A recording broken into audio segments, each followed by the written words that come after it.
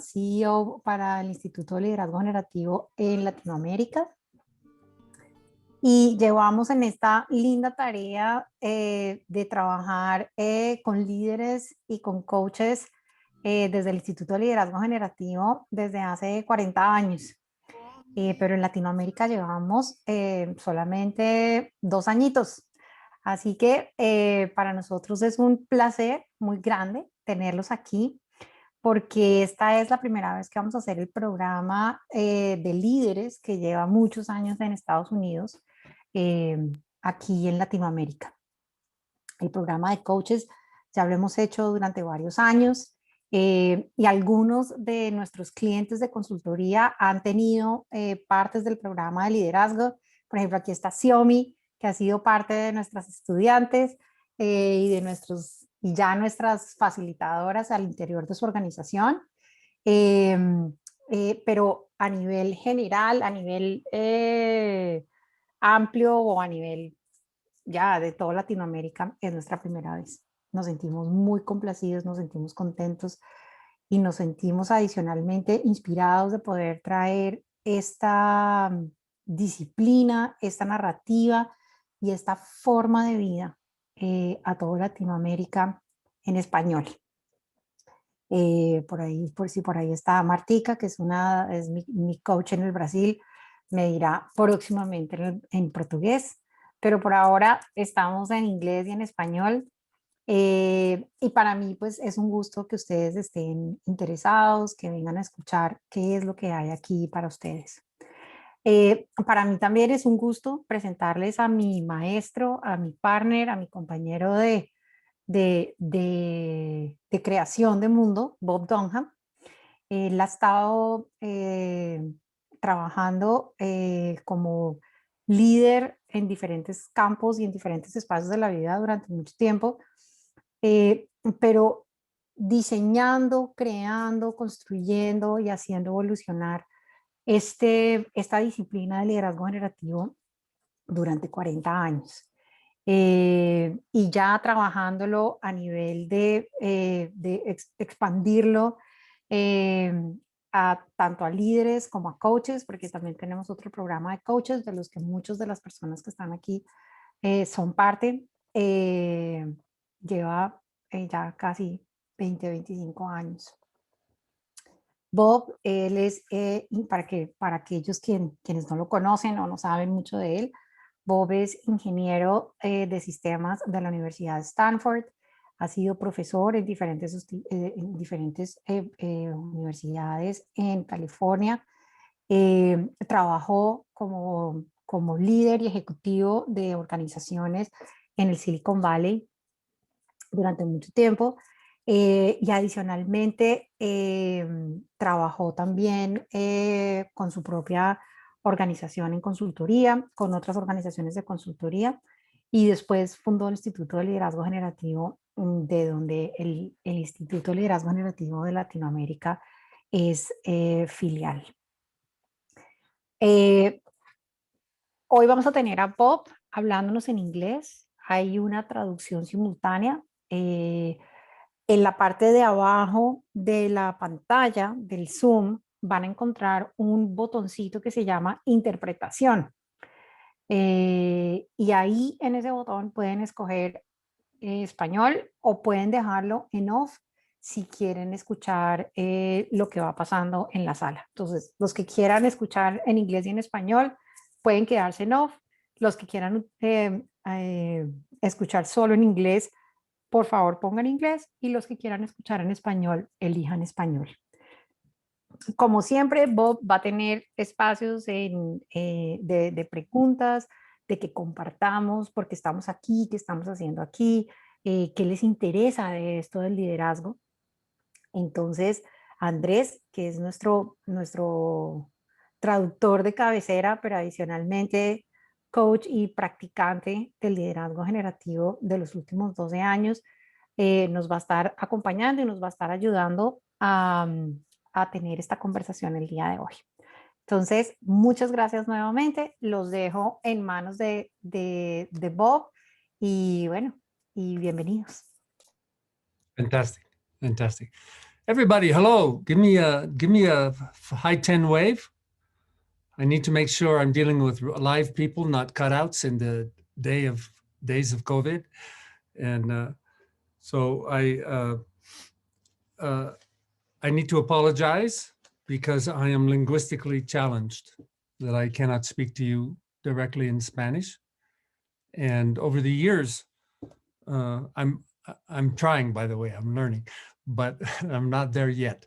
And but over the years, it always impressed me with my work in Latin America that people found that the conversation we're about to have is so valuable that it's worth going through translation. It's important to have this conversation. And so I'm going to ask you to take a deep breath. And that is actually the first leadership practice that we learn in generative leadership, is not only the breathing, but the power of coming back to yourself, taking a deep breath and letting go of your tension, getting out of your head, to actually be present to what's happening. Because unfortunately, most of us have been trained in our culture to be in our head thinking all the time. And we actually don't see what's going on. We actually don't engage well with what's going on, because what we're engaging with is with our thoughts. So when I ask you to take a deep breath, it's a chance to pause, relax, but also become present to what's possible here. And what is possible here? Why are we here? I know why I'm here. I'm very interested why you're here. Why I'm here is I look out at the world and I see certain incredible creations and accomplishments in the world, in the culture, but I also see a world of pain. And I see this world of pain in the big scale. We see crazy politics going on, aggression. We see the challenge of COVID, that is not only a health challenge, it is a view of the world challenge. What is the view of the world challenge that COVID brings to us? Well, we're beginning to have vaccines and ways to deal with COVID. Do we really want to go back to the way it was? Could we go back to something else? Could we create something better? That is a question I believe COVID is giving us the gift to say, we have new choices showing up here. We see not only these issues at the scale of the world, we see organizations struggling to deal with this challenge of the changing world. How does an organization sustain, survive, and even more importantly, how does an organization discover how to tap into its power of creation to bring new value to the world? Because that's what organizations exist for. Organizations exist to bring value to the world. Any organization that does not bring value to the world will disappear. And yet, as I work with leaders around the world and students of leadership and coaches of leaders,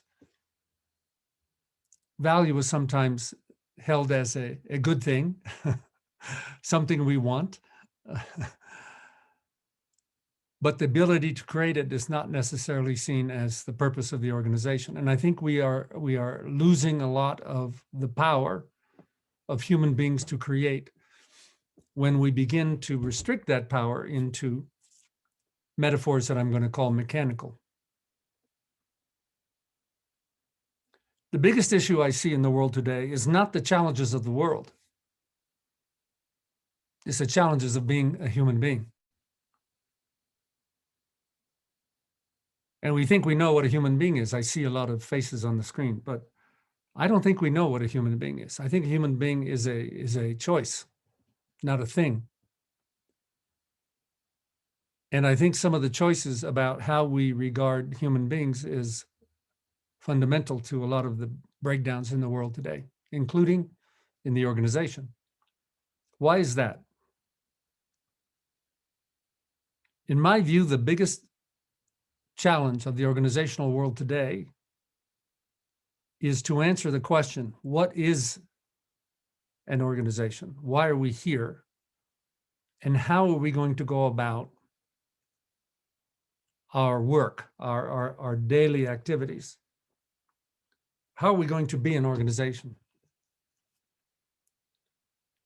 And there is a default set of interpretations in the world that organizations are organizations of processes and resources and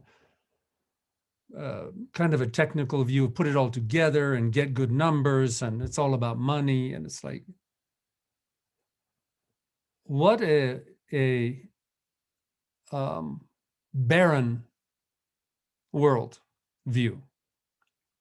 But it is a dominant worldview that organizations or mechanisms to be created and maintained, and people are part of the mechanism. We treat people too much like machines. And we need to rediscover this question that I asked you: what is the human being? What is an organization? And the view that we have been working with for decades is that an organization is a group of people who come together to create a shared future that produces value, satisfaction, and meaning. That's not a common view, but that's the essence of what we call being generative. We need to put the human being back at the center because everything already comes from the human being. People say, oh, no, we have processes and we have technology. Well, who invented them? Human beings. Who's the customer of them? Human beings. Who manages them? Human beings. It all comes from the human being first. We need to put the human being back in the proper place. And this creates a challenge for many people in the world of leadership, because leadership is not understood very clearly, in my view, in the culture. And so there's many interpretations of leadership, including being a good mechanic, being a good driver of the vehicle, the organization. And when you live in an organization that is dominated by this mechanical context, you find results like the research by the Gallup organization that does the research on employee engagement, and they find that 70% of employees are disengaged from their work. That is not an employee problem. That is a leadership problem.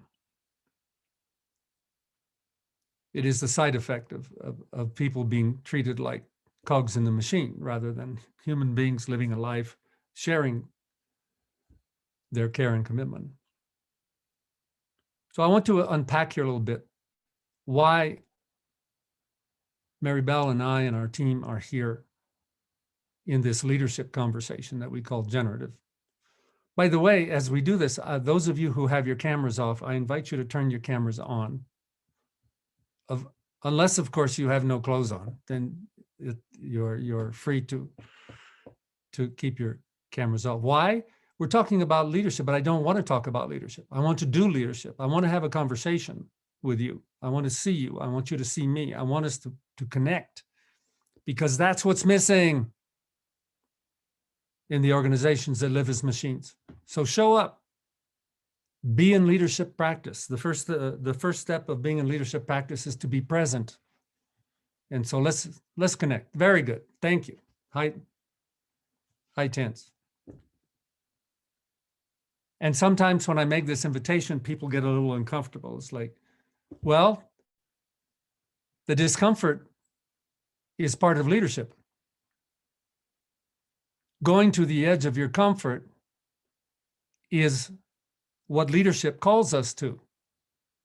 Leadership is not about being comfortable. Leadership is about doing what it takes to fulfill a commitment to create the future. And you teach yourself to bring yourself in the way that does that. So if you're coming here for new tips and techniques that make it easier and more comfortable, I think I'm going to do the opposite. I'm going to make you more uncomfortable, but also give you much bigger possibilities. When we see that we can connect to our courage, not our comfort, our commitment, not just our opinions, our deepest care for the future and the world and the people we serve, instead of it just being about ourselves and our career. And that's part of it. But it's not the point. The point of leadership is that what we're calling leadership is the role of choreographing people to come together to create a shared future and to know how to play that game and to do it with power. And the side effect of this kind of leadership produces value, satisfaction, and meaning, which is an amazing consequence. Value and satisfaction are the essence of business. If you know how to produce value and satisfaction, you know how to produce good business. Oh my God, it's about people again. Yes, it is. There's not just the numbers. And the meaning is always left out. It's like, if you're going to have a job, you need to do the job and get the numbers and where's the meaning? Good leadership should produce a good life. It should produce a good life for the leader, for the people that are led by the leader, and for the clients that the leader serves.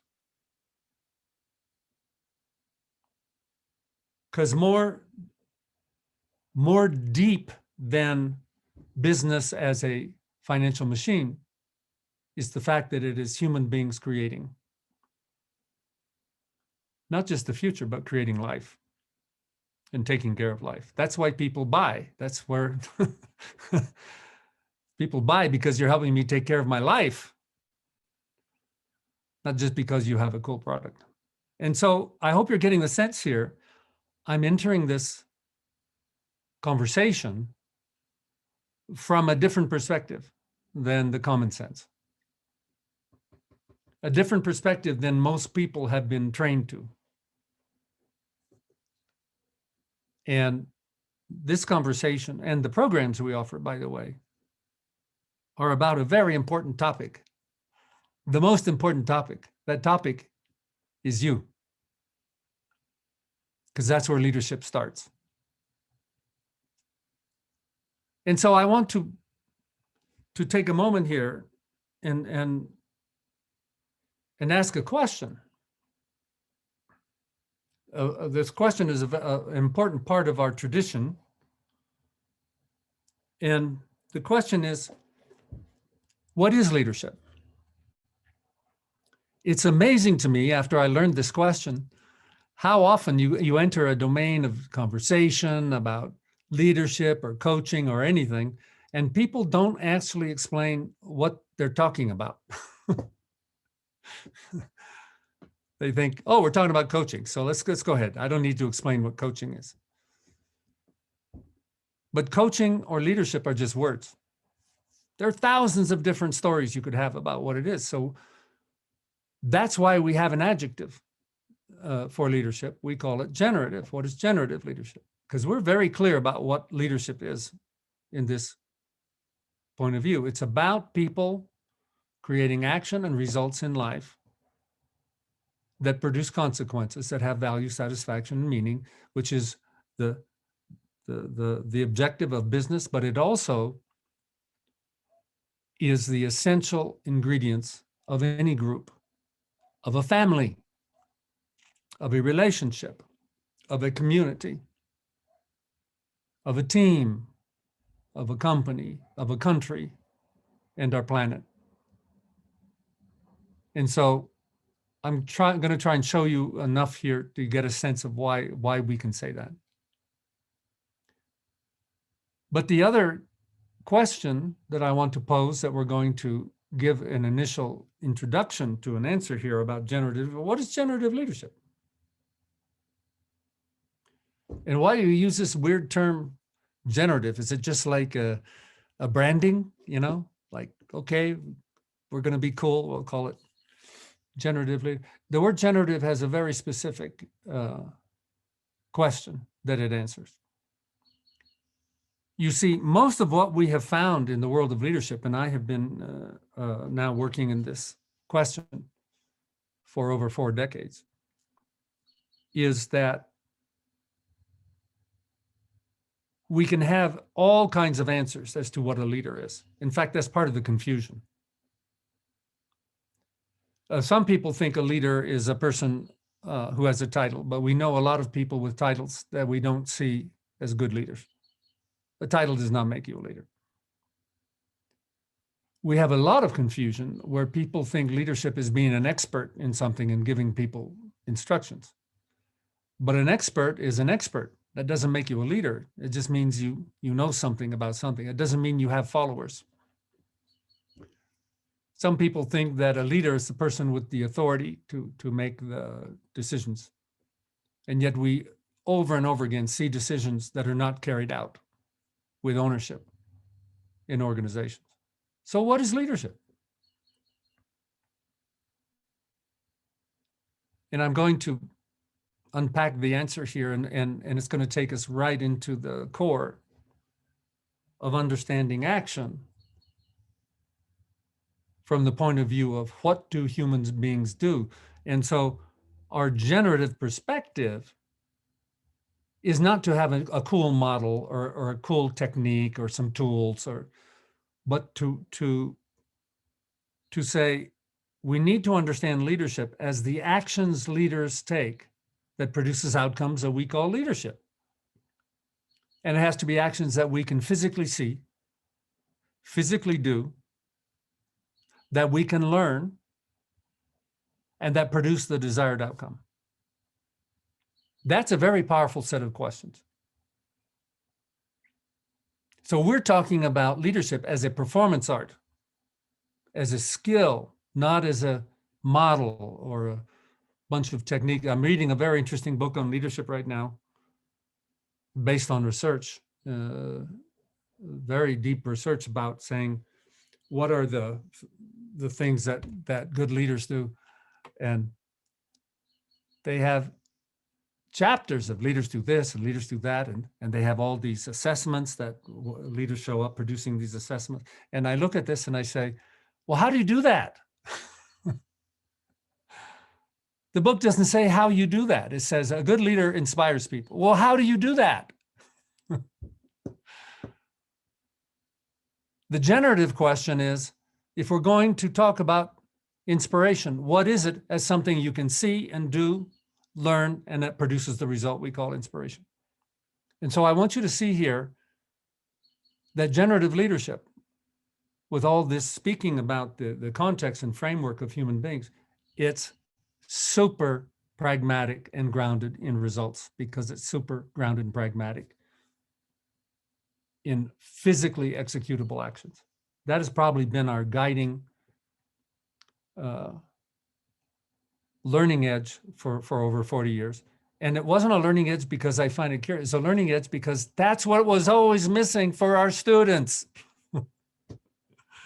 They would learn the concept and not be able to do anything.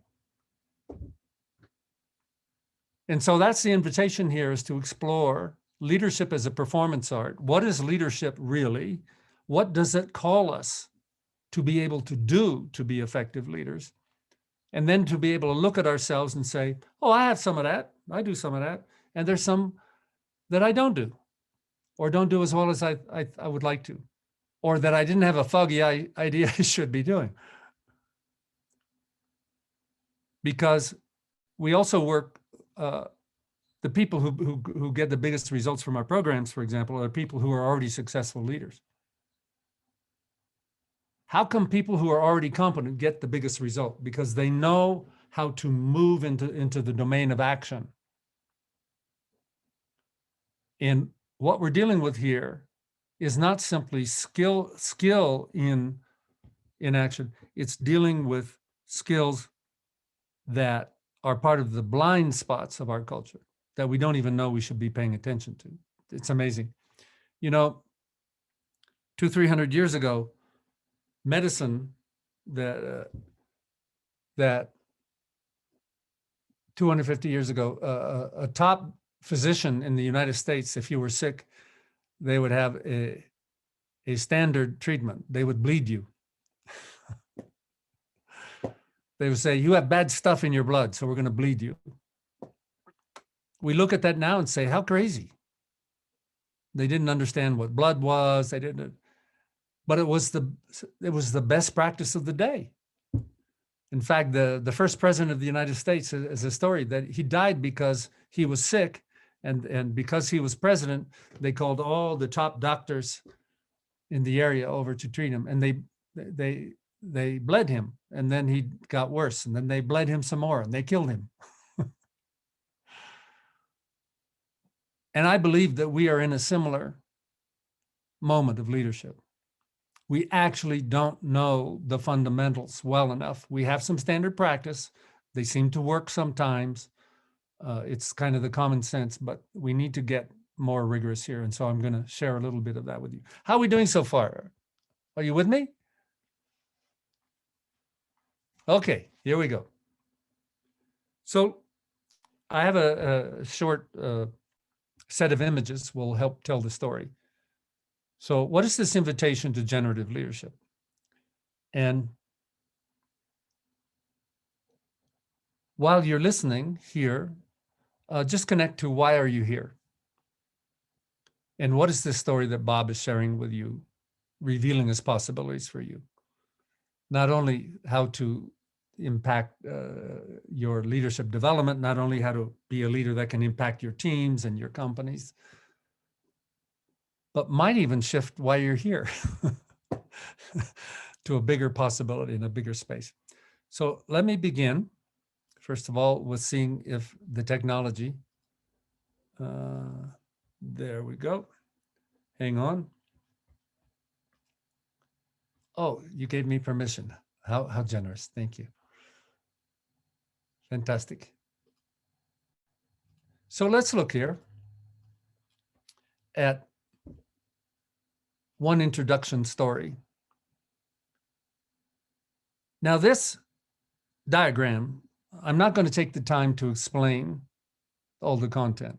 Let me explain what it is an image of and why we're looking at the image. But I don't want to explain the content of the details. That's a very interesting conversation. These are levels and scopes of leadership. The idea here is you can lead at a certain scale. You can lead at a certain size of promise, of outcome that you take care of. And that as a leader, you can grow those scales of promises and impact in the world. And when you do that, what we have found is people who are very successful in leading at a particular level of leadership, a particular scale, they're often candidates for a bigger game. They are considered for promotion, or they're considered for investment. But when you change the scale of the game, you change what the leader has to know, what the leader has to see, what the leader has to do.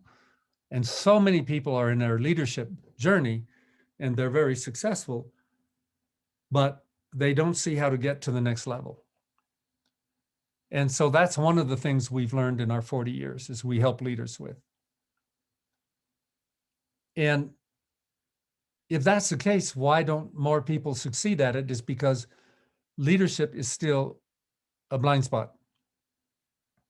I'm claiming to you that we have the word leadership. We have thousands of books about leadership, but we don't really know what it is from a point of view of being generative. And if we're going to deal with this blindness, we need new eyes. We need the eyes of leadership. And one way that we talk about this is that every human being is an observer. They see the world in the way they see it. But something that got very clear very early is because you're an observer, you don't see the world the way it is. You see the world the way you are structured to see it. So, for example, an architect sees buildings in a way that I cannot see it. I'm not an architect. They have different assessments about what they see in buildings, different possibilities, different promises they can make, different assessments. Very important that it allows them to make different promises. A chef sees a world that I don't see. I'm not, when I go to the kitchen, I do not have the eyes of the chef. I have the question called, where's the can opener? The lawyer is an observer of a particular domain of action. And so our question is, what is the observer of leadership? And when you are a different observer, when you learn the skills of a field, you can take different actions. You can make different distinctions, discriminations, different promises for results. But we have learned that being an observer is not enough. You can learn the distinctions of a physician, but that doesn't mean that you can do surgery. You have to also be an actor. You have to learn and embody the skills. And the same is true with leadership. What is the eyes of the effective leader? What is the body that can move in effective leadership to produce the actions and results of a good leader that we will call a generative leader? And so what we want you to know about the Institute for Generative Leadership, that we consider leadership and the coaching of leaders to be professions. And that is only a new possibility because mostly leaders are considered to be people who've been promoted, but haven't necessarily learned their profession. And so there are three dimensions that we have learned we need to deal with in leadership. One is that leaders always are concerned about results in the world. They have the concern of how are we going to create the future? How are we going to have an impact in the world? And by the way, at its most deepest level, we all have this concern as human beings living our lives. We're all leaders. We're just at a different scale. This is the connection between being human and being a leader. But what we have discovered in our 40 years, that if you want to produce new results in the world, if you want to have a higher performing team or a better performing company or shift what's going on in your community, it only happens when people come together and coordinate their actions.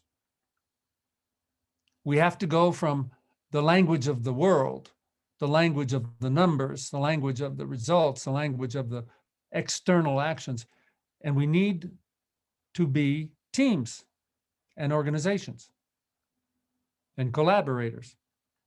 And this has been a blind spot, that even though there's a lot of talk about teams in companies, most of it is pretty shallow.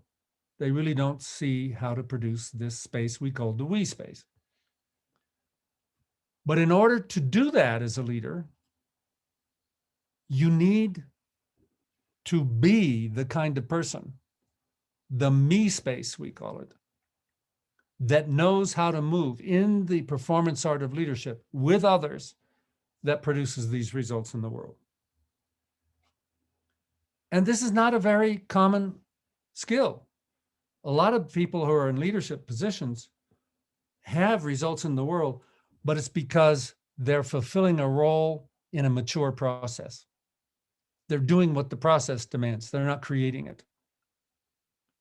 But if you want to deal with change in the world, if you want to expand the impact or the success of a group or a team, you need to be able to have the conversations that are going to take us down into our learning about teams and what I need to learn in my embodiment in the performance art of leadership so that I can work with people to produce new results in the world. And I call leadership a full body contact sport. You don't do it in your head.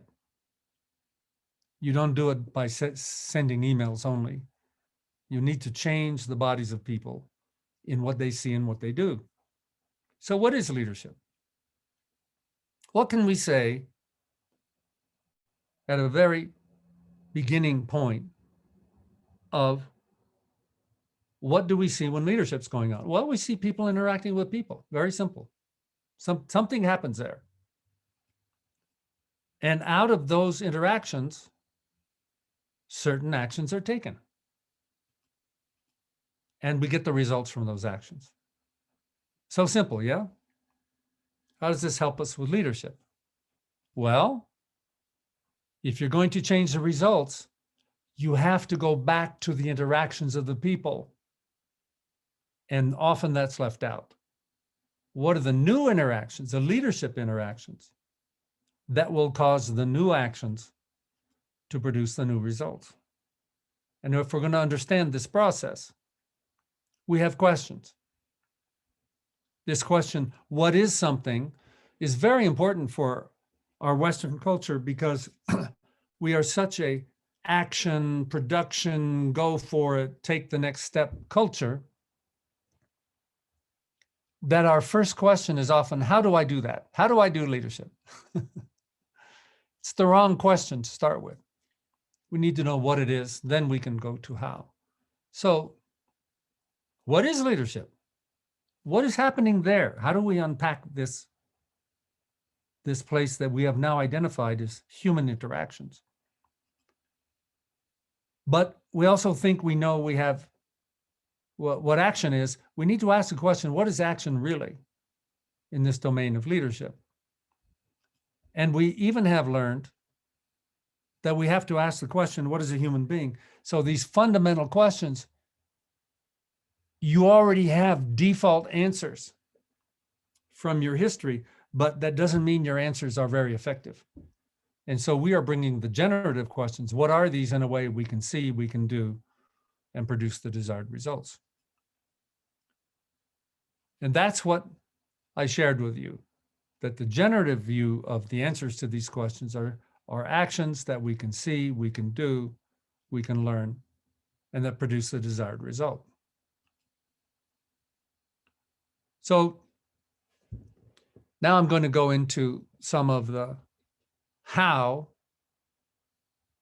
the generative leader has to see the world. What are the eyes of the generative leader?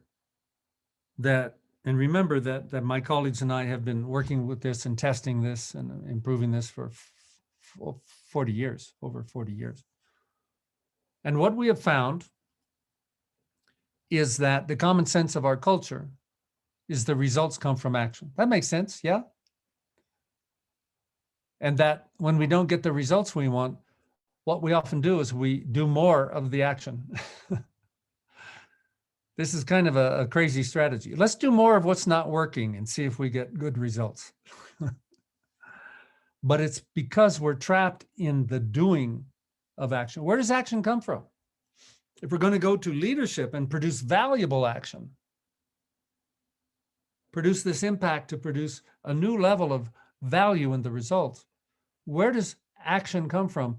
And the generative tradition, this is something we impact deeply, is that action is shaped by commitment. Not just commitments in agreements, but the commitment inside your body. And we've done something extraordinary in this moment here. We see, oh my God, the internal state of human beings is what shapes action, which eventually shapes results. That's unavoidable for leadership.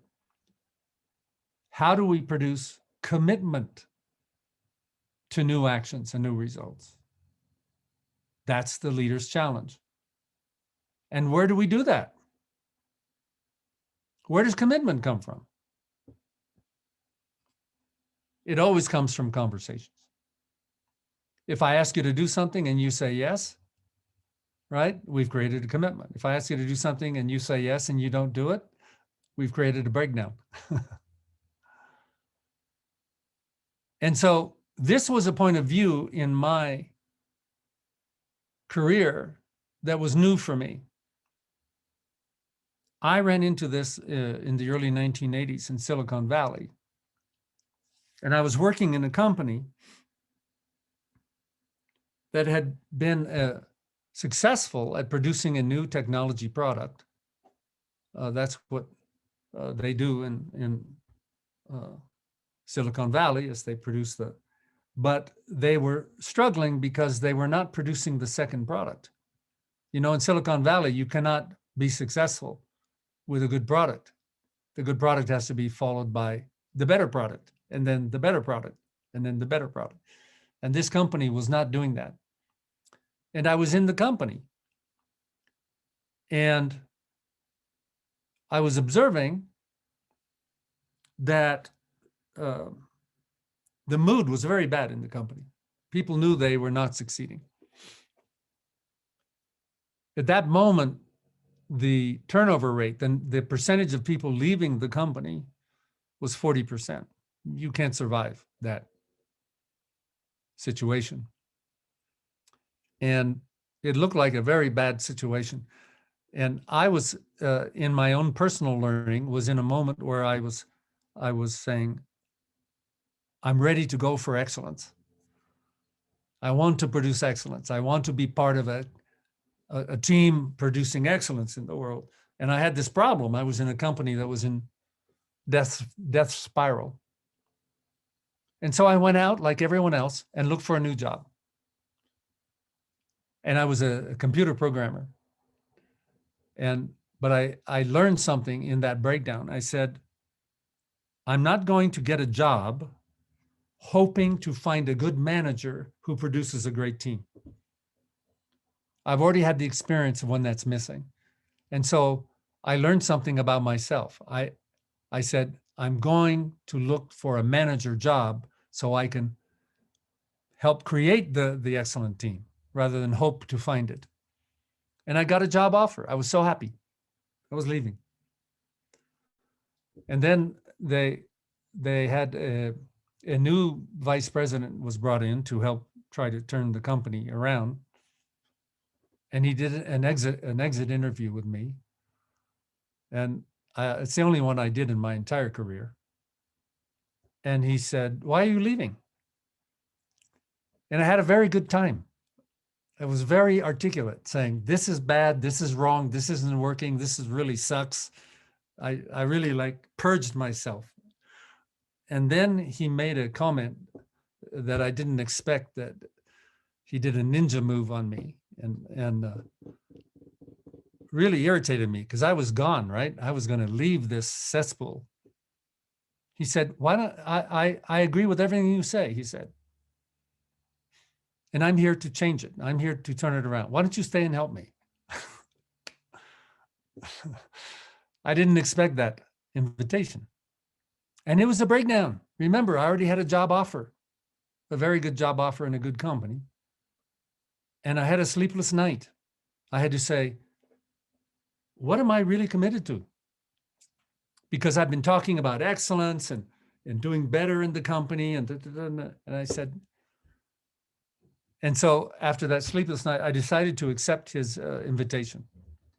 And I said, you know what? If this doesn't work, I can also always go get another job. So all of a sudden, I was in a situation of leadership. 2 months later, he put me in the role of being the program manager for all software in the company. And I'd never done this job before. I was responsible for the work of 250 software engineers, 22 managers, producing 35 products. And that had been the problem. We had not produced any new products. And that was my problem. And have you ever seen the picture of a kitten hanging on a string with its claws, with its eyes wide open? That's the way I felt. I took the job. I said, okay, I'll give it my best shot. I began to work hard. And all of a sudden I woke up and said, I don't know what I'm doing. I don't know how to do this job. I'm committed. I have a chance, but I don't know what to do. And so I interviewed all the senior executives of the company for advice and guidance. And the advice and guidance that I got sounded like this: good luck. Then I interviewed managers and executives in the company that had MBAs. I interviewed 10 people with MBAs. I said, should I get an MBA? Will the MBA help me be a leader in this? And they said, no. MBA is all about business models. And then I went to this workshop called Communication for Action Workshop. I said, it sounds like something we need here, because people in the company would say we don't communicate around here. So I went, and in this workshop is where I was introduced to the power of the what question. And they asked this question the first day. They said, what is action? And my first reaction was, I don't know if I can pass the quiz. I didn't read that chapter last night. But then I stopped and I thought, and I said, I'm a smart guy. I've done a lot of good things in my life. I'm running an organization. I could come up with a good story about what is action. And at that moment, I suddenly realized, I bet everybody else in the room was in the same conversation. I'm not sure what action is, but I could come up with a good story. And that was my first discovery of a blind spot, where I saw I'm living in a world where I think I know what action is, and I really don't. And I said, this is important. This is why the company is struggling. Everybody's busy. Everybody's doing action. But we don't have a shared, operational, effective interpretation of what action is. And all of a sudden, I saw a cause of our problems at a deep level. And what did they introduce me to as a way to talk about what is action? This story. That action comes from commitment, that commitments are created in conversation. And all of a sudden, something became very clear to me. This was claimed as a general principle, and I have been spending 40 years testing this principle. I've never found a situation where this was not true. Some of these conversations we may have had a long time ago, decades ago. Some of these conversations may be missing, but all results, this is the generative perspective, all results come from conversations. The good results, the bad results, the so-so results. They come from conversations we have, the conversations we don't have, the conversations we do well, and the conversations we do poorly. This is an amazing outcome. That leadership, that all results, and therefore the responsibility of leaders for results, are created in conversation. And this is the domain of action of effective leadership. And by conversation, I don't mean talking. I mean the full body contact sport that produces commitment and shared commitment and coordination of action. And so this is also extraordinary in that each one of these elements can be unpacked, which is what we do in general leadership, to answer the question, how do you do this? And so there's one more aspect here that I want to share with you that has been an extraordinary revelation and discovery in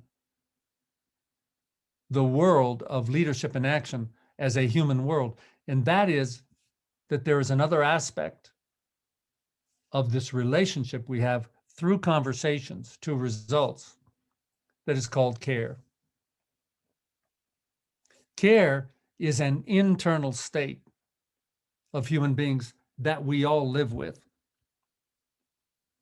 And I'm going to ask Maribel to speak to this, that this is, everybody take a deep breath. I want you to really be open in this moment of conversation, because we're going to touch something that for many people is new or has been ignored. And so let's talk about what care is, and then we'll talk about why it's so important. Maribel, would you? Gracias, Bob. Para contarles un poco de qué es care, les voy a contar un poco lo que ha sido mi historia con el care. Y ha tenido que ver con tener la posibilidad de saber quién soy, saber cuál es mi misión, saber cuál es el camino que estoy siguiendo, saber dónde, cómo, por qué y para qué estoy enfocada y pensando y armando el camino hacia donde quiero llegar. La palabra care en español no es una palabra que nosotros podamos definir directamente. En inglés puede ser utilizada como un verbo o puede ser utilizada como un sustantivo. Y cuando nosotros empezamos a hablar del care, el care es más que un hacer como cuidar, o es más que una sensación de algo que me importa. Para nosotros el care tiene implicaciones más importantes, y básicamente es qué es eso o qué es aquello que nos importa cuidar. ¿Qué es aquello que nos importa cuidar? Porque es parte de mi presente, porque quiero que sea parte de mi futuro, porque es algo que me va a permitir crear. ¿Me escuchan? ¿Sí? Sí. Ok. Es que Esther estaba diciendo que me escuchaba. Es algo que me va a permitir construir y generar valor, no solamente para mí, sino para los que están alrededor mío, para quienes están construyendo conmigo. Me va a permitir generar satisfacción y me va a permitir generar satisfacción. Y en ese espacio de generar valor, satisfacción y sentido, tiene que ver con esto que les estaba contando. Tiene que ver con dónde estoy hoy y cuál es el futuro que deseo tener. Cuál es ese futuro que tiene sentido para mí, pero que adicionalmente me da la sensación somática, emocional, de saber que estoy yendo hacia el sitio donde quiero ir.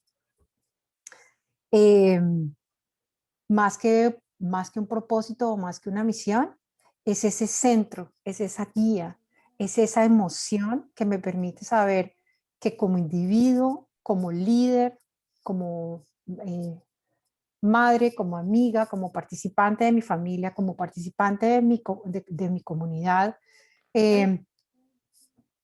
Disculpame un segundo, ¿tú estás en off o estás en la de inglés? Estoy en off. Ok, por alguna razón algunos no están escuchando bien en español, entonces les pido a los que estaban antes en español que se vayan a off para poder escucharme. Me puedo ir a español, no te preocupes. Ok, entonces Mari va a español para que la puedan escuchar mejor. Sorry. Listo, ¿ahí me escuchan mejor? ¿Sí? Ok, súper, gracias. Entonces, lo que les estaba contando es que esto que a lo que nosotros le llamamos care, es esta conversación que hacemos en cualquier momento de nuestras vidas, que podemos hacer con nosotros mismos, con nuestros equipos, con nuestras organizaciones, pero que nos da la posibilidad de tener orientación, que nos permite utilizar servir como brújula de hacia dónde vamos, qué es lo que estamos construyendo, cómo estamos centrados y qué es lo que queremos desarrollar. Entonces, como les decía, no es solamente el verbo de cuidar o no es solamente identificar eso que me importa, porque como decía Bob últimamente, que me gustó mucho, no es un juicio, el care no es una idea, no es algo de lo que nosotros creemos o pensamos o nos inventamos o simplemente una respuesta a la que respondemos. No, es una sensación somático-emocional que nos permite sentirnos centrados, orientados, enfocados y generando valor, satisfacción y sentido. Eso es el care. Beautiful. Gracias. So let me complete this part of the story, that when we see care,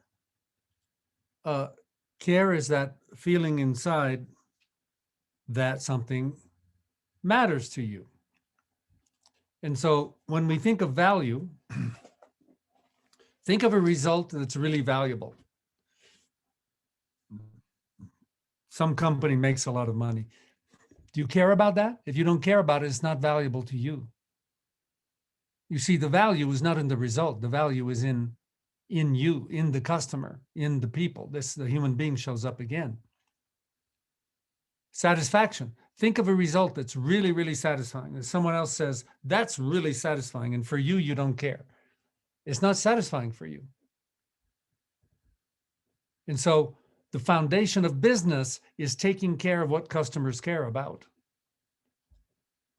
And also, there's meaning in your life. Do you want to have a good life? Do you want to have a meaningful life? Or do you just want to have a successful life? They're not the same thing. They can go together. But if you have an outcome that you say, this is a very meaningful outcome, but I don't care, it has no meaning. And so this is just one high-level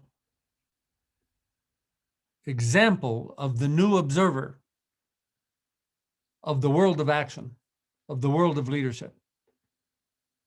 As a performance art, you have to know what is your commitment. You have to know what is your care. You have to know what is the care and commitment of others. You need to know how to create this shared care and commitment for shared results. Otherwise, you will turn people into machines. Here's your numbers, go work hard. And that is the problem. We need to reignite our connection to human beings.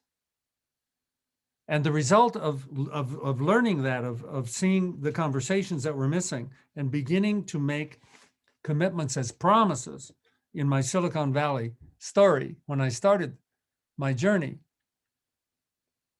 my organization that was on a track for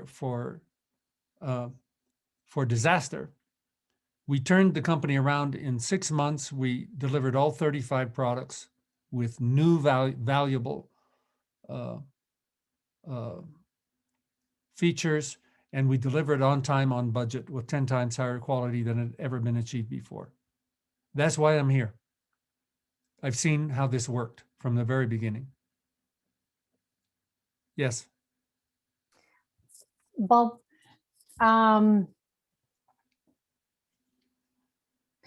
for me, it's really interesting that you are talking about care at this point of the conversation, because most of our guests are here because of what is this moment of life? What is the meaning of this moment of life? Yes. They have a lot of breakdowns. They have a lot of difficult situations or things that are define them in this moment. You were mentioned at the beginning the pandemic. You were mentioning the difficulties that we have in the politics, in the social network, in economics. So most of us in this moment, we are talking about or thinking about how can a leader can lead in this century where everything is so defined. So I would like you to in the moment you considered during our conversation to talk about that. Yes. So if we look at all these big challenges in the world, it's like the world is screwed up. You know, when the world gets itself together again, then I can be successful. No, no, no. The world is going to continue to evolve and change and challenge us. The problem is not out there. The problem is in our inability to adapt, our inability to create a positive response to the situation of the world, of the company, of the team, of relationship. It's always brings us back to, no, if that is what the world is going to do, if that is the breakdown of the marketplace, if that is the problem in my team, if that is the edge I'm finding in myself, I need to bring myself in a new way to create the new results. I need to learn what I need to learn. And we talk about this as learning at your edge. Too many people use the place of where they don't know as where they stop, where they're uncomfortable is where they stop, where they feel risk is where they stop. For leaders, that's where you begin. And so we need to build a new relationship with ourselves, with our edges, and begin to say, how do I be a creator in these situations? And it's also not simply the external challenges. It is that internal search for meaning in our life, because we also want a good life. So what is the challenge I'm facing? To be me, to be the me that is successful in the external world, but not by forcing myself to become a good machine, where I feel I'm becoming my best self, making my best contribution, and joining with others. That's the essence of the call to leadership. And so with that, everybody take a deep breath. Let's stop for a moment here. I've been telling a story to show the big context that we're facing here. Most of what I believe people are facing in the world today is their blindness. But remember, blindness, when you are blind, you don't know that you're blind. That's the problem. We don't see the problem. We don't see what to do. It doesn't exist for us. I don't know about you, but for me, before I had that experience in my Silicon Valley days, I didn't know that action came from commitment. I didn't know that conversations is what made leadership work. I was blind to that. I was trying to be the techie guy with the models and the answers. But when I saw that, I said, oh my God, it's been there all along, and I was blind. And this is what the world is asking you to do. To wake up, turn on the lights, bring new eyes, bring new conversations so that we don't have to suffer with our world, but we create in it. In whatever the challenges that we're given. This is the essence of our generative possibility. So with that, I want to do a short breakout. Gloria, we're going to invite you to have a chat with a colleague here in the call. And we'll only go 5 minutes. I have 2 questions for you. One is, why are you here?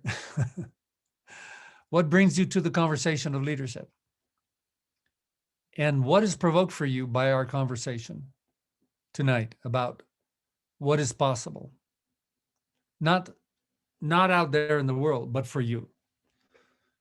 Does this invitation to a new path of leadership based on the human capacity to create, the human capacity to discover our hidden sources of creative power, does that resonate for you? And then we can explore together. So let's have a quick breakout chat with a colleague, and we'll come back and see what questions you have in this conversation. Thank you. Para aceptar la invitación les va a salir un aviso, una invitación en la parte de abajo, y simplemente bienvenidos de vuelta. Hola, hola, ¿por qué tan cortito? Sí, quedó corto, estaba muy buena la conversación. Sí, sí. Estaba muy Estuvo buena. corto, sí. We Me have encanta. survivors. Yeah, ellos están diciéndote, Bob, que fue muy cortico el tiempo, que Gracias, hubieran, Andrea. que hubieran querido Yes. hablar más tiempo. You know, I always, at this moment, share with people with the very profound questions that we explore in generative leadership.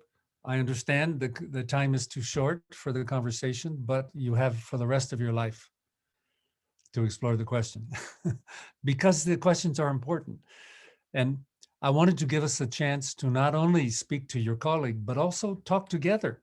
This time now, we'd love to hear what is provoked for you. Where are you in this journey? What did you come for with leadership, and what is this perspective provoked for you as questions or possibilities or challenges? Let's have some conversation together. Who'd like to begin?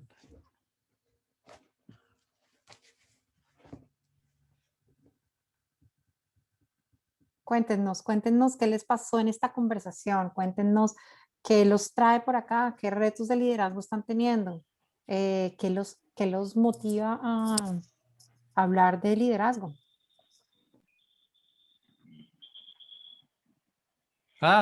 Clara. Hola, Yeah. estaba conversando con Elsa María y le decía que yo creo que estoy aquí porque oyendo a Bob me quedó una gran pregunta y era ¿qué conversaciones debo tener conmigo misma? Eso me dejó como, uy, Dios, tengo que cambiar un poco eso, pero también cuáles serán las conversaciones que voy a tener que hacer o debo hacer con las personas con las que trabajo.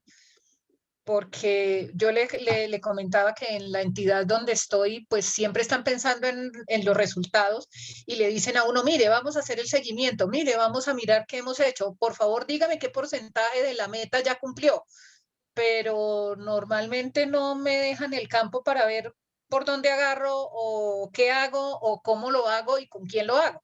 Entonces, creo que en lugar de ponerme a pensar en el final o en el resultado, para tranquilidad de Elsa, sí, tampoco vamos a trabajar en el resultado, es, bueno, ¿con quién lo puedo hacer y cómo puedo conversar con ese alguien para que al final podamos tener alguna acción que al último, como decía Bob, nos lleve a algo? Creo que era eso. Beautiful. Beautiful. That's fantastic reflection you have, Clara, that if everything comes from conversation, then one of the most powerful questions we can have now is when results are missing or when there's a bad mood or there's a dissatisfaction. We say, that's a missing conversation. What is the missing conversation? And the missing conversation question is so powerful because it makes us a leader. Because if you're going to move forward to create the missing conversation, you're leading. Then we have the question, what is the right conversation? How do we have it? How do we go with it? And these questions are both at the pragmatics of the everyday work. For example, when you mentioned the follow-up conversation in your company, what I listened was, what they think a conversation is answering questions, but there's no listening. It's only about the external result. There's no listening to the possibility. And then we have another category of questions that we don't talk about as much because our work is giving us the everyday question. The big questions. Who are you? Where are you going in life? Why are you going there? How are you going to do it? These are the big questions. And life is asking us these questions all the time. And many of us avoid the question because we say, I don't have time for that, I'm busy. And then the other problem we have is, okay, you're going to ask me a big question. Who am I and where am I going in life?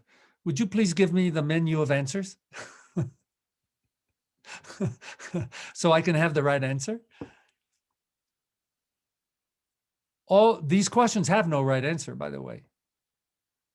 But you are living an answer to them. Now, maybe you have woken up and decided to design your answer, to create with your answer, or maybe you have stayed asleep and say, I don't want to deal with the question. I just want to be busy and tranquilized because I don't have an answer. You see, these questions don't have a correct answer. What they have is possibility for choice. And this is one of the big challenges we have in the me space of leadership is what am I going to choose? Many of us say, I don't have to worry about choice because I have a job and I have a boss and my time is full and I'm busy.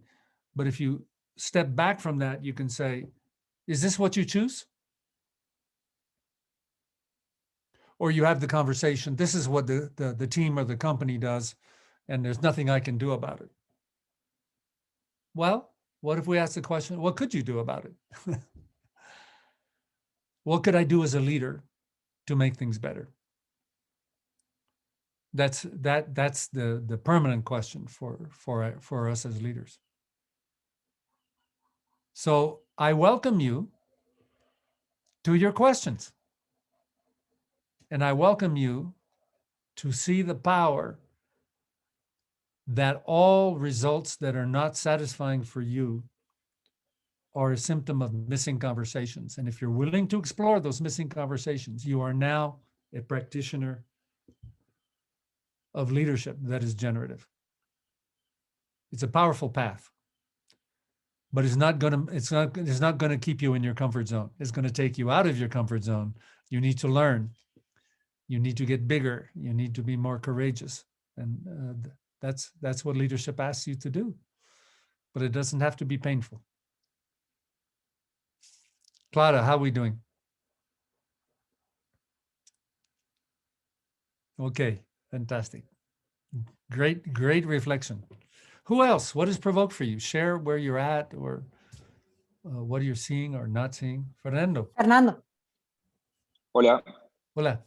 Bueno, yo conozco el liderazgo generativo porque mi esposa, que está aquí, Ana Martínez, ella es coach y viene practicando liderazgo generativo hace un par de años. Y me parece muy interesante el método. De hecho, ella me ayudó bastante en varias situaciones. Yo trabajo en un grupo de empresas, soy vicepresidente de una empresa y gerente general y CEO también. Y también participo en otros directorios, porque es un grupo de empresas, digamos, que en alguna empresa estoy como presidente, en otra estoy como director. Y en ciertas situaciones ella me ayudó creando conversaciones, ese tipo de cosas, y me dio mucho resultado. Pero nunca me dediqué a escuchar, digamos, sus charlas o sus procesos, nunca lo seguí, digamos, ¿no? Y la verdad que ahora me di cuenta de algo que no me había dado cuenta y que me parece súper interesante. Tuve un descubrimiento en esta presentación tuya, Bob, y me parece súper interesante, que tiene que ver con el tema de la acción, digamos, ¿no? Yo particularmente soy una persona de acción y resultados. O sea, yo exijo acción, digamos, ¿no? Y exijo resultados. Sí. Pero nunca me puse a pensar en el tema de las conversaciones, digamos, ¿no? Y me doy cuenta que no tengo conversaciones. No sé conversar. No sabía ser ahí sincero, digamos, ¿no? Entonces me parece súper interesante este approach, digamos, ¿no? Y cómo, para mí sería un desafío interesante poder aprender a tener este nuevo enfoque, digamos. Y yo creo que sí, me parece, y concuerdo que teniendo nuevas conversaciones, o sea, tengo conversaciones, pero no son conversaciones, o sea, son mucho más exigencia, acción y resultados, digamos, ¿no? Y creo que esto fue como un darme cuenta que tuve recién, cuando escuchando eso, que creo que la base son esas conversaciones para lograr nuevos resultados que busco y que buscan también los otros accionistas en la compañía, tienen que ver con generar esas conversaciones o nuevas conversaciones, digamos, ¿no? Que no tenemos con el equipo. Ni yo ni los otros directores tenemos. Sí. Digamos, ¿no?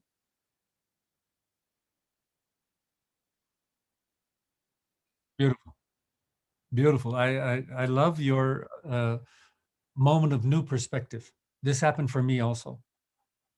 There was a moment where I was blind to this. It's part of our culture because we think action is the doing and when we insist.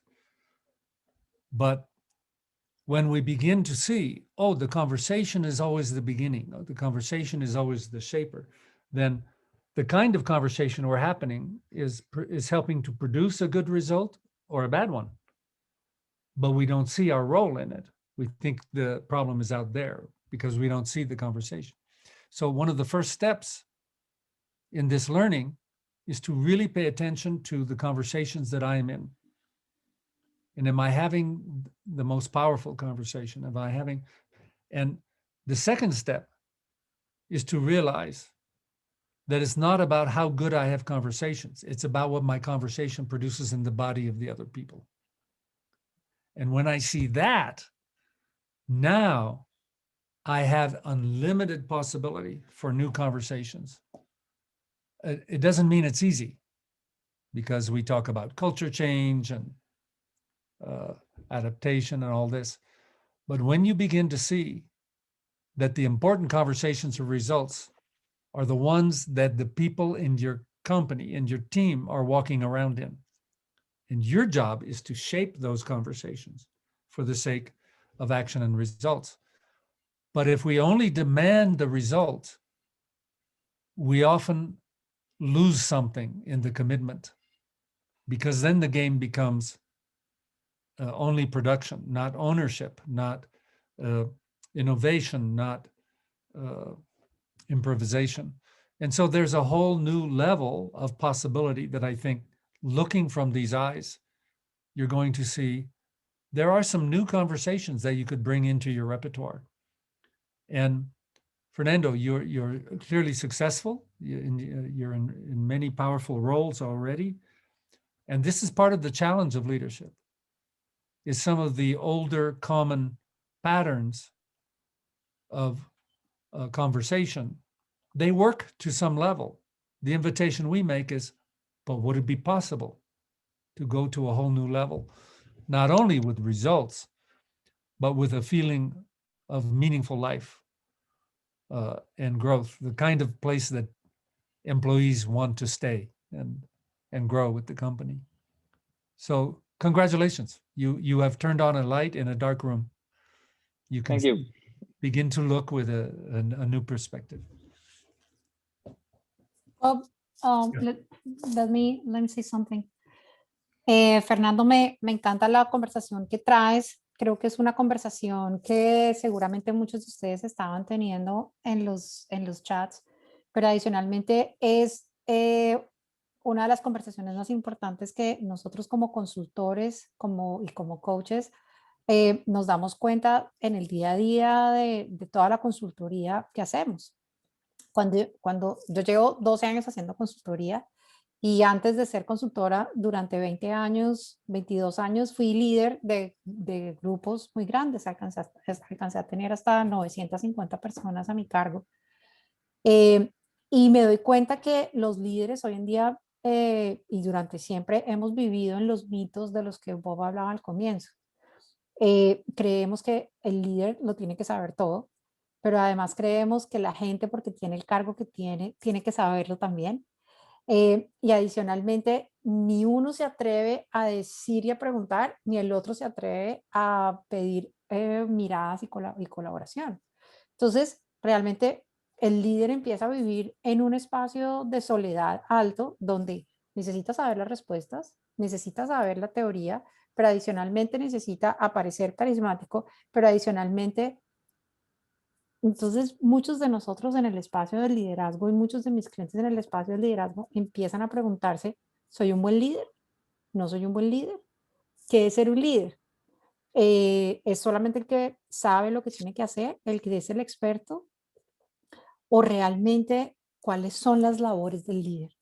Y una de las razones más grandes por las cuales como instituto nosotros hacemos el programa para los líderes directamente es para que ustedes puedan ver cuáles son todos los mitos que hay alrededor de ser un jefe, de ser un líder, de ser quien lidera, de ser quien inspira, de ser quien se hace cargo de que los resultados y los logros de la organización se den.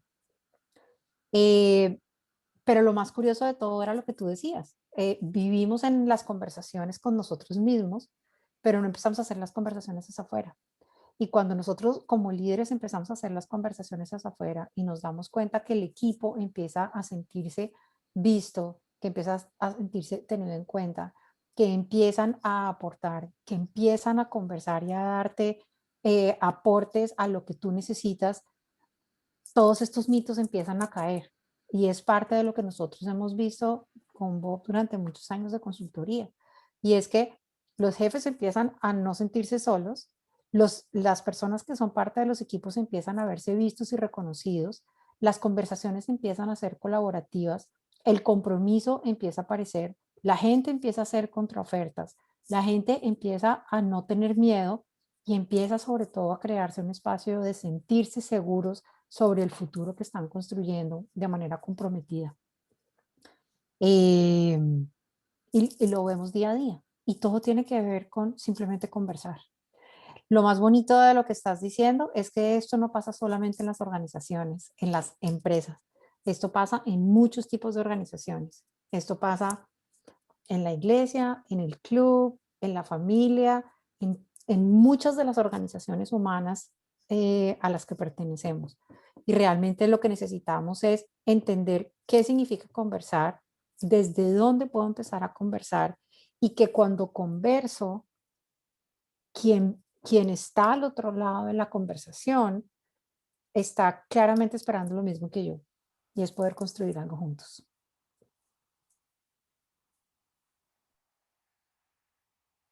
So let everybody take a deep breath. We've made a very big claim here about the generative leadership illuminates a blind spot in our culture. Not a personal problem, but that our culture is blind. And we have been working with this for decades, demonstrating that it works. And so you're invited, if this is to explore more, this path of generative leadership. What can we promise? We promise that you will learn what conversations are missing, how to have them, so that you can elevate the performance of teams in a very positive way. That you will grow your impact in the world. You will learn how to create value. And this is no matter how successful you already are, because the blind spot we're dealing with here is in the conversational awareness. And so even super successful leaders can take the game to a new level with this. And finally, we promise that you will learn and have the conversations to find the path of creating these bigger promises in the world, fulfilling these bigger promises in the world, dealing with bigger problems and breakdowns in the world can be done in a way that you live a life that is more meaningful and more healthy, and that you create that for your teams and your clients as well. It's a virtuous spiral instead of being a hard worker in a machine and being exhausted all the time, which is too common. And so that's the invitation of the program. Maribel, why don't you make the invitation for the next step in our conversation with our new friends here. Gracias, Bob. Sí, en efecto, nuestra invitación para el día de hoy era de 1 hora y media.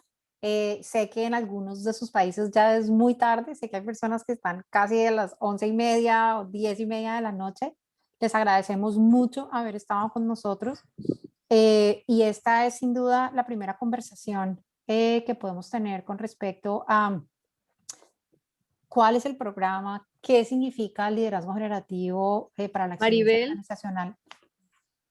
Maribel, yo quiero hacer un comentario chiquito antes de terminar para contarles. Dale. ¿Se oye?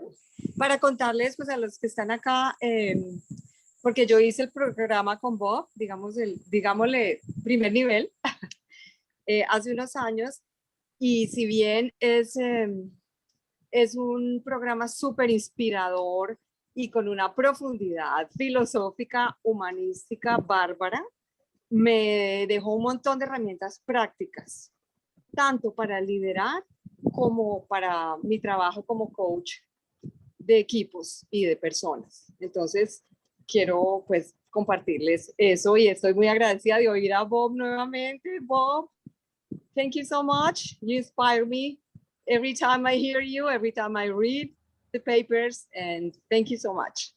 Thank you. Gracias. Good to see you again. Happy to see you. Yes. Lucita, gracias. Efectivamente, Luz estuvo con nosotros en el 2018, ¿estuviste? Sí, ¿verdad? Y en ese momento estabas trabajando como líder en un banco, ¿no es cierto? Sí, Sí. trabajé hasta septiembre del año pasado con ellos. Ya estoy Ok. independiente. Súper, me encanta. Y precisamente quería también como darles el contexto de dónde estaba Luz cuando estaba haciendo el programa. Era precisamente en el espacio de estar trabajando como líder de su equipo. Entonces, como les contaba, la idea que nosotros tenemos es que hoy es el día de nuestro lanzamiento.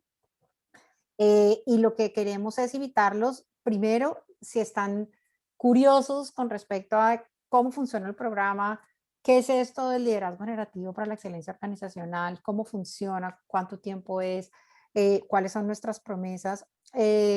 Simplemente déjenoslo saber. Camila aquí ya me está mandando un mensaje interno y varios ya nos han mandado sus mensajes internamente para conocer sobre el programa. A cada uno de ustedes seguramente los invitó a alguien. Si se enteraron por las redes, por aquí les dejo mi mail, donde también me pueden contactar.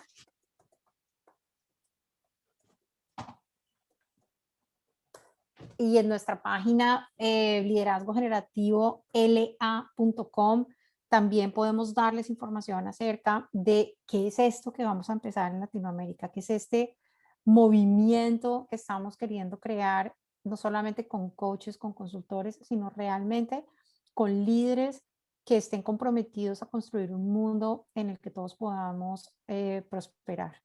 Ese es nuestro care como instituto, es el care que tienen nuestros coaches, nuestros mentores, y creemos de verdad de todo corazón que es lo que necesitamos para que estos espacios de mundo que se están creando en este momento, estos desafíos que se están generando en este siglo, empiecen a tener nuevas perspectivas y nuevas miradas.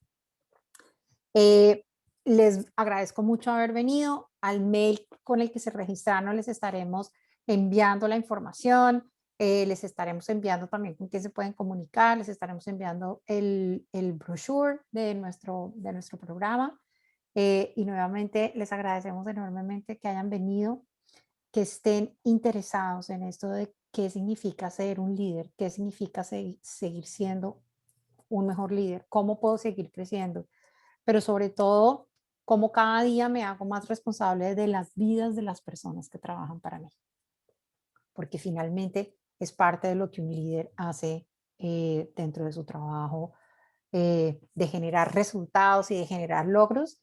Esos logros y esos resultados también están, en esos logros y esos resultados también están las vidas de las personas que trabajan para ustedes y que los acompañan a construir esos futuros que importan. A todos, muchas gracias. Bob, as always, thank you for your wisdom, for your clarity. And see you next time. Nos vemos en nuestra próxima videoconferencia. Los seguiremos invitando para que sigamos en las conversaciones. Muchas gracias.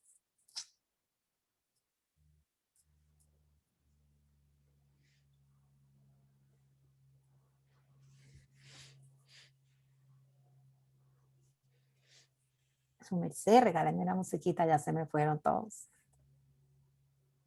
No te